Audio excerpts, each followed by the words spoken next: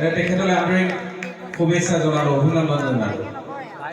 দ্বিতীয় পুৰস্কাৰ, চতুৰ্থ পুৰস্কাৰ নগদ 2000 টকা, প্ৰমাণপত্ৰ, ট্ৰফি আৰু এটি মেডেল।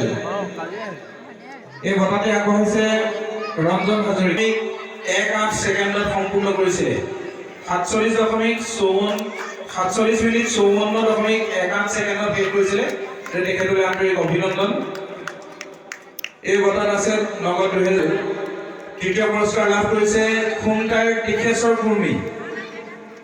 তেখেতে সম্পূৰ্ণ কৰিছিলে 46 মিনিট 42.25 ছেকেণ্ডত। 14 কিলোমিটাৰ 46 মিনিটত সোমোৱাটো কম কথা নহয়।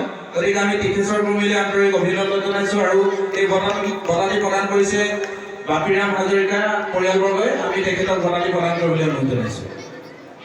আমাৰ প্ৰদীপ দাস ডাঙৰীয়াৰ পৰিয়ালবৰ্গৰ কোনো ব্যক্তি আছে যদি আমি মঞ্চলৈ আহিবলৈ অনুৰোধ জনাইছো। এয়া দ্বিতীয় পুৰস্কাৰ লাভ কৰা টিকেশ্বৰ কুৰ্মী।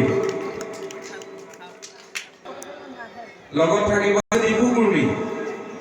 তেখেতে সম্পূৰ্ণ কৰিলে 45 মিনিট 29.19 ছেকেণ্ডত। 14 কিলোমিটাৰ 45 মিনিটত শেষ কৰাটো কম কথা নহয়।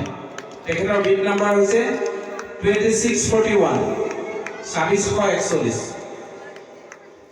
টিকেশ্বৰ কুৰ্মী এগৰাকী প্ৰফেচনেল এথলীট হয়। তেওঁ প্ৰায় মাৰাথন তেওঁৰ ৰাষ্ট্ৰীয় 20.24 মিনিটত, মাত্ৰ 44 মিনিটত 14 কিলোমিটাৰ সমাপন কৰিছিলে।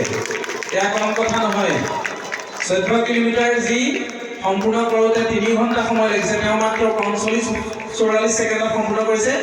নগদ 8000 টকা এই বঁটাটি প্ৰদান কৰিছে প্ৰাথমিক শাখাৰ প্ৰাক্তন সভাপতি অতুল বৰাৰ পৰিয়ালবৰ্গই। লগত আছে এটা ট্ৰফি, প্ৰমাণপত্ৰ আৰু এটা মেডেল। এটা জোৰকে হাত চাপৰি। নগদ 8000 টকা, মানপত্ৰ, ট্ৰফি আৰু এটা মেডেল। গতিকে আমি হোমেন সেনাপতিৰ উত্তৰোত্তৰ কামনা কৰিছো। আৰু